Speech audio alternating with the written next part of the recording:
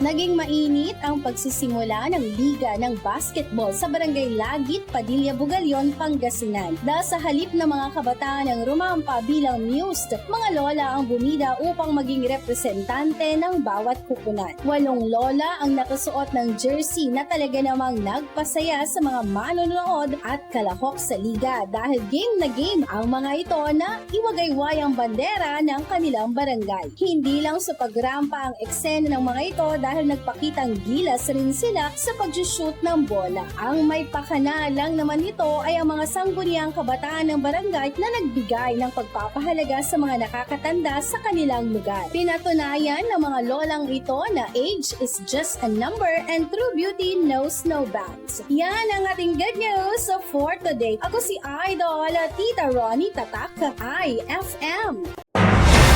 IFM News. IFM News. IFM News.